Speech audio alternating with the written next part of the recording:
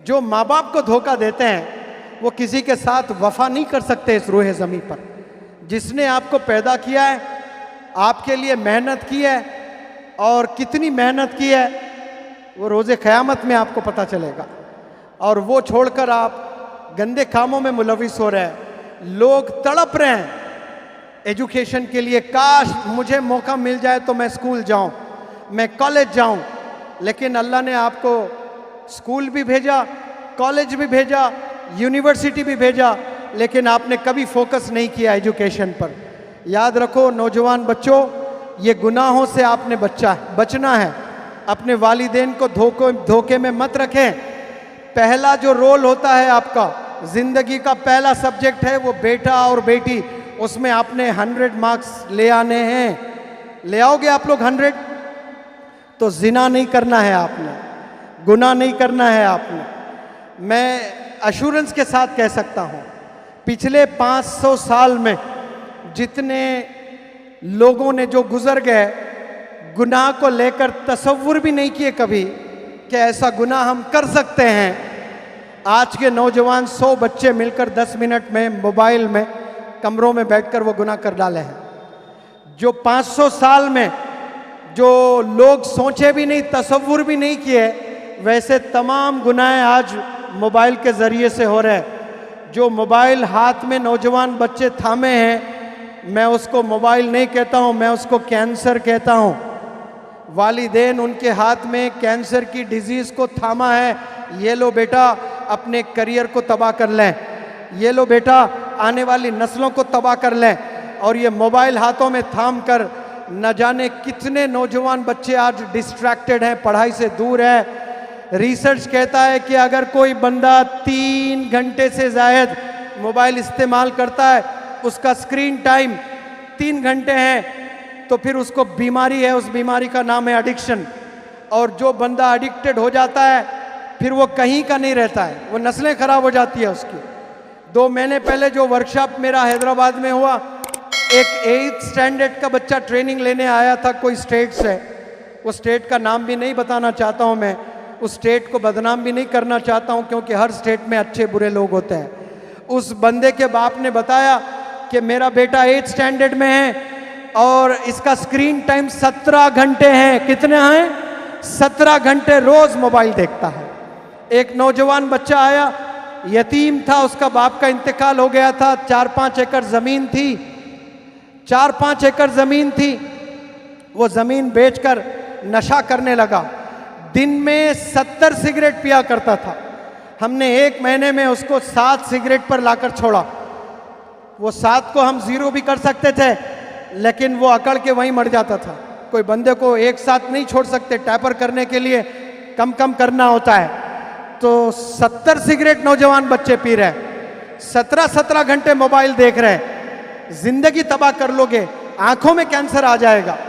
वालिदैन को चाहिए कि आप अपने बच्चों के साथ बैठे वो पढ़ते वक्त में। मेरे एक दादी का किस्सा सुनाता हूँ। बारिश होने दें, थोड़ा सा भीगे, जोश आएगा इंशाअल्लाह। मैं जब 10वीं जमात में था, 40 बच्चे पढ़ते थे मेरे क्लास में, और मेरा रैंक आता था 25-25। मुझसे 24 बच्चे अच्छा पढ़ते थे, और कभी 55%, कभी 60% आते थे मुझे, कभी 55, कभी 60% आते थे। मेरी दादी कभी स्कूल नहीं गई।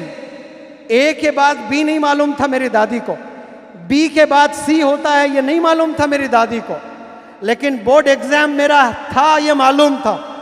सिर्फ बोर्ड एग्जाम के 3 महीने कबल, 90 दिन पहले से आपने मुझे रात में 3 बजे जगाना शुरू किया, 6 बजे तक 3 घंटे। वो चेयर, 2 चेयर रखती, एक चेयर पर वो बैठे। आप इबादत है, इसको इबादत समझकर आप, मैं माओ से इल्तिजा करता हूँ, क्लास में स्कूल से आने के बाद रोजाना 3 घंटे आप अपना मोबाइल ऑफ कर लें, लॉकर में डाल दें। मेरी दादी की तरह बस कुर्सी पे ऐसा बैठे रहें और देखते रहें, नजर रखें बस। इंशाअल्लाह आपके घरों से डॉक्टर APJ कलाम पैदा होगा। आपके घरों से इंशाअल्लाह मौलाना अबुल कलाम आज़ाद आएंगे। आपके घरों से फिर top business entrepreneurs Ratan Tata फिर से पैदा होना शुरू हो जाएंगे इंशाअल्लाह। ये वालिदैन का बड़ा किरदार होता है। वालिदैन बहुत बड़ा रोल अदा करते हैं। एक बात कह के मैं मेरी बात को ख़त्म करता हूँ। मेरी एक स्टूडेंट है राजस्थान की, उसको एक बीमारी है, बोन वाली बीमारी। वो ऐसी बीमारी, गिर जाते तो हड्डी टूट जाती। उसकी 7 दफा हड्डियां टूट गए थे पैर के। कितनी दफा बोले जोर से? 7। और 17 ऑपरेशंस हुए थे पैर के। और वो बौनी थी, राजस्थान के छोटे गांव में रहा करती थी। तो उसके खानदान में उसके बच्चे वगैरह, भाई बहन, सबको यही बीमारी, जो बौने बौनियां होते ना छोटे छोटे हाइट के, सबको वही बीमारी थी। जल्दी बात खत्म करता हूं, सुन लें। तो वो बाप ने घर छोड़कर दिल्ली चला गया, किसी और औरत से शादी कर ली उसने, क्योंकि घर में बड़े प्रॉब्लम्स हैं। तो दिल्ली जाने के बाद वो बच्ची पढ़ना चाह रही थी, लेकिन हेल्पलेस थी, बाप नहीं था तो कैसे पढ़ती। तो वो बच्ची की दादी ने अपने बाप को कहा, तूने घर तो बेसहारा छोड़कर दिल्ली चला गया, किसी औरत से शादी कर ली तूने, 4 बच्चे हैं या 3 बच्चे हैं, बेसहारा कर दिया, कम से कम एक बच्ची पढ़ना चाहती है, दिल्ली बुला ले। तो उस बाप ने उस लड़की को दिल्ली बुलाया। अब वो बच्ची गवर्नमेंट स्कूल में पढ़ने लगी, अच्छे मार्क्स लाने लगी। उसकी सौतेली बहन थी, तो सौतेली माँ ने उसमें हसद हुआ और कहने लगी कि आज से 7 बजे के बाद तू पढ़ाई नहीं करेगी, बिजली की बिल बड़ी जम के आ रही है, तूने पढ़ाई नहीं करना है, 7 बजे से कोई लाइट नहीं चलेगी। तो वो बंदी सुबह 4 बजे उठकर पढ़ती और अच्छे मार्क्स आते, और माँ में और हसद होती और जुल्म करने लगती है। तो फिर उसके पास 2 चॉइस थे, इतना जुल्म करने लगी, अब वो सह नहीं पा रही थी। तो लड़की के पास में 2 चॉइस थे, या तो राजस्थान वापस चले जाएं या फिर कुछ नया कदम उठाएं। उसने राजस्थान वापस नहीं गया, यमुना विहार के स्लम्स में जाकर 9th स्टैंडर्ड की बच्ची अकेली स्लम्स में रहकर, अकेले स्लम्स में रहकर वो पढ़ाई करने लगी। ट्यूशन पढ़ाते हुए वो 20-30 रुपए कमाते हुए अपने महीने का गुजारा करती थी। उसने 10th पास किया, उसने 11th पास किया, उसने 12th पास किया, उसने ग्रेजुएशन भी करना शुरू किया। और वो अपने इंटरव्यू में बता रही थी कि मैं रोटी बनाती थी और सालन नहीं बनाती थी, पैसे नहीं होते थे, वक्त नहीं होता था, पढ़ने में वक्त जाता था। 3 दिन तक वही सूखे रोटी पानी में डुबो कर खाती थी, पानी में डुबो कर खाती थी। वो मेरा पर्सनालिटी डेवलपमेंट वर्कशॉप अटेंड की है, वो टॉप की स्पीकर बनी, कोरिया गई है 3 दफ़ा, जापान 1 साल की लीडरशिप ट्रेनिंग ली है। उसके बाद 2016 में उस लड़की ने यूपीएससी का एग्ज़ाम लिखकर पहले अटेम्प्ट में वो आईएएस ऑफिसर का एग्ज़ाम कामयाब किया उसने। उसके साथ कोई नहीं थे। यमुना विहार के स्लम में नौजवान अकेली बच्ची ट्यूशन पढ़ाते हुए, जिसके 17 सर्जरीज हुए हैं, 7 फ्रैक्चर्स हुए हैं, अकेली तन्हा बच्ची मेहनत करके आज टॉप ऑफिसर बनी है। आपको अल्लाह ने हाथ दिए हैं, पैर दिए हैं, स्कूल जाएं, आप भी आईएएस ऑफिसर बन सकते हैं। ऐसे न जाने कितने एग्जाम्पल्स हैं।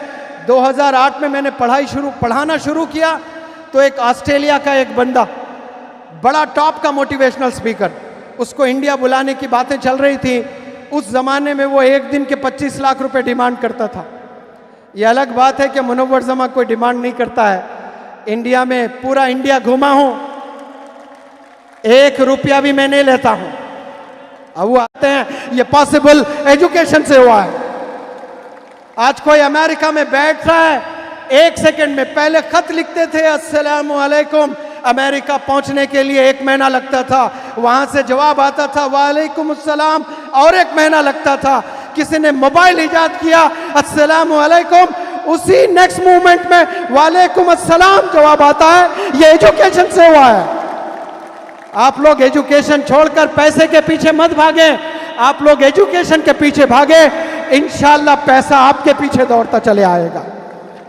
मैं आप सब लोग से इल्तिजा करता हूं, कामयाबी सिर्फ और सिर्फ एजुकेशन में है। बच्चों को खूब पढ़ाएं और बच्चों पे नजर रखें। आप लोग ऐसे नहीं कि बच्चों को स्कूल भेज रहे हैं, बच्चों पर नजर रखें, टीचर्स को गिफ्ट दें, टीचर्स के लिए दुआएं करें।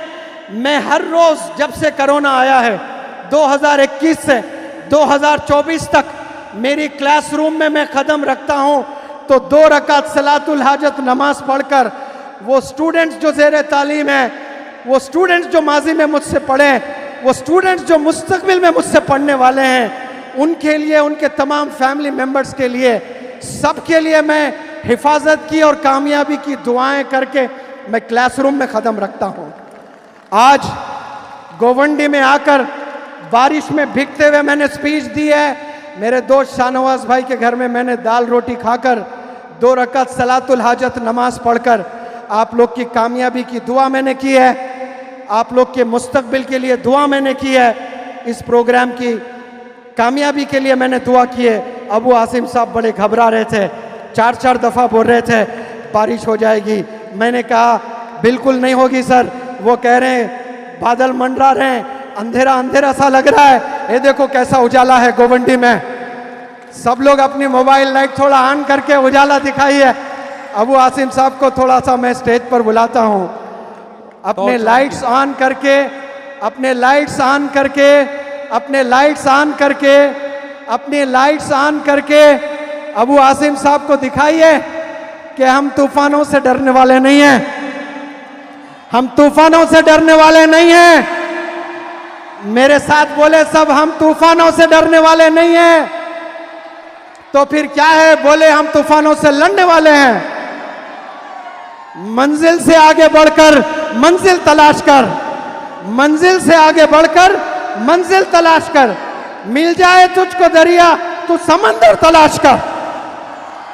हर शीशा टूट जाता है पत्थर की चोट से, पत्थर ही टूट जाए वो शीशा पैदा कर। ये जोश नौजवानों में होना चाहिए। सजदों से तेरे क्या हुआ, सदियां गुजर गई। सजदों से तेरे क्या हुआ, सदियां गुजर गई। दुनिया तेरी बदल दे, वो सजदा तलाश कर। एक ऐसा भी सजदा कर ले जो तेरी दुनिया बदल जाए। मैं अबू आसिम साहब को शुक्रिया अदा करता हूं। ऐसी बेहतरीन ऑडियंस आपने दी है माशाअल्लाह। ऐसा ज़बरदस्त जोश, बारिशों से लड़े हैं, भीगते हुए नौजवान, बच्चियां, औरतें सब यहाँ पर 2-3 घंटे में माजिरत भी चाहता हूँ। आधा घंटा मुझे आने में देर हुई है। हैदराबाद में पढ़ा कर मैं आया, फिर मेरी नमाजें भी बाकी थी, मुझे नमाजें भी पढ़ना था। और एडिशनल डीजी साहब भी आए हैं। मैं सल्यूट करता हूँ एडिशनल डीजी साहब को, और मैं एडिशनल डीजी साहब से इल्तिजा करता हूँ। मुझे पता चला है कि आप ज़बरदस्त मोटिवेशनल स्पीकर है। आपके मुंह से मुझे डर भी लग रहा है, थोड़ा दूर ही रहता हूँ, लेकिन आपको सल्यूट करते हुए रिक्वेस्ट करता हूँ, ये नौजवान, ये बच्चे, बच्चियाँ, ये औरतें, ये सब आपके हैं सर। इन्हें एक मार्ग दीजिए, एक डायरेक्शन दीजिए, एक मोटिवेशन दीजिए। जी प्रकाश सर, कृष्ण प्रकाश सर, आप हमेशा प्रकाश रहें, आबाद रहें, कामयाब रहें, आपकी सेहत बेहतरीन रहे। A big round of applause for great officer. जो माँ बाप को धोखा देते हैं वो किसी के साथ वफा नहीं कर सकते इस रूहे ज़मीन पर। जिसने आपको पैदा किया है, आपके लिए मेहनत की है, और कितनी मेहनत की है वो रोज़े क़यामत में आपको पता चलेगा। और वो छोड़कर आप गंदे कामों में मुलविस हो रहे हैं। लोग तड़प रहे हैं एजुकेशन के लिए, काश मुझे मौका मिल जाए तो मैं स्कूल जाऊं, मैं कॉलेज जाऊं।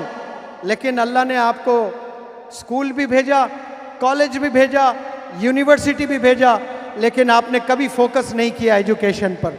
याद रखो नौजवान बच्चों, ये गुनाहों से आपने बचना है। अपने वालिदैन को धोखे में मत रखें।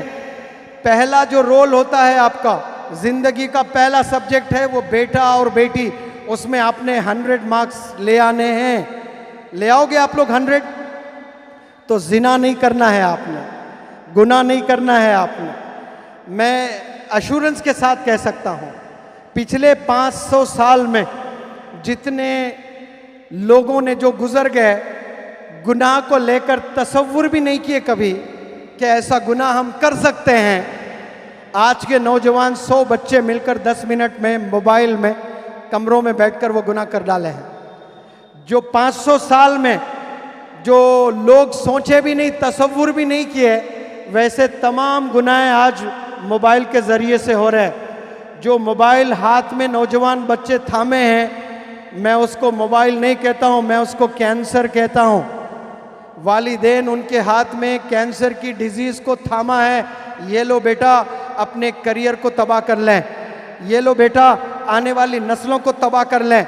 और ये मोबाइल हाथों में थाम कर न जाने कितने नौजवान बच्चे आज डिस्ट्रैक्टेड हैं, पढ़ाई से दूर है। रिसर्च कहता है कि अगर कोई बंदा 3 घंटे से ज़ायद मोबाइल इस्तेमाल करता है, उसका स्क्रीन टाइम 3 घंटे है, तो फिर उसको बीमारी है, उस बीमारी का नाम है एडिक्शन। और जो बंदा एडिक्टेड हो जाता है फिर वो कहीं का नहीं रहता है, वो नस्लें खराब हो जाती है उसकी। 2 महीने पहले जो वर्कशॉप मेरा हैदराबाद में हुआ, एक 8th स्टैंडर्ड का बच्चा ट्रेनिंग लेने आया था कोई स्टेट से, वो स्टेट का नाम भी नहीं बताना चाहता हूँ मैं, उस स्टेट को बदनाम भी नहीं करना चाहता हूँ क्योंकि हर स्टेट में अच्छे बुरे लोग होते हैं। उस बंदे के बाप ने बताया कि मेरा बेटा 8th स्टैंडर्ड में है और इसका स्क्रीन टाइम 17 घंटे हैं। कितने हैं? 17 घंटे रोज मोबाइल देखता है। एक नौजवान बच्चा आया, यतीम था, उसका बाप का इंतकाल हो गया था, 4-5 एकड़ जमीन थी, 4-5 एकड़ जमीन थी, वो जमीन बेचकर नशा करने लगा। दिन में 70 सिगरेट पिया करता था। हमने 1 महीने में उसको 7 सिगरेट पर लाकर छोड़ा। वो 7 को हम 0 भी कर सकते थे, लेकिन वो अकड़ के वहीं मर जाता था। कोई बंदे को एक साथ नहीं छोड़ सकते, टैपर करने के लिए कम कम करना होता है। तो 70 सिगरेट नौजवान बच्चे पी रहे, 17 घंटे मोबाइल देख रहे, जिंदगी तबाह कर लोगे, आंखों में कैंसर आ जाएगा। वालिदैन को चाहिए कि आप अपने बच्चों के साथ बैठे वो पढ़ते वक्त में। मेरे एक दादी का किस्सा सुनाता हूँ, बारिश होने दें, थोड़ा सा भीगे, जोश आएगा इंशाअल्लाह। मैं जब 10वीं जमात में था, 40 बच्चे पढ़ते थे मेरे क्लास में और मेरा रैंक आता था 25-25। मुझसे 24 बच्चे अच्छा पढ़ते थे और कभी 55%, कभी 60% आते थे मुझे, कभी 55, कभी 60% आते थे। मेरी दादी कभी स्कूल नहीं गई, ए के बाद बी नहीं मालूम था मेरी दादी को, बी के बाद सी होता है ये नहीं मालूम था मेरी दादी को, लेकिन बोर्ड एग्जाम मेरा था ये मालूम था। सिर्फ बोर्ड एग्जाम के 3 महीने कबल, 90 दिन पहले से आपने मुझे रात में 3 बजे जगाना शुरू किया, 6 बजे तक 3 घंटे वो चेयर, 2 चेयर रखती, एक चेयर पर वो बैठ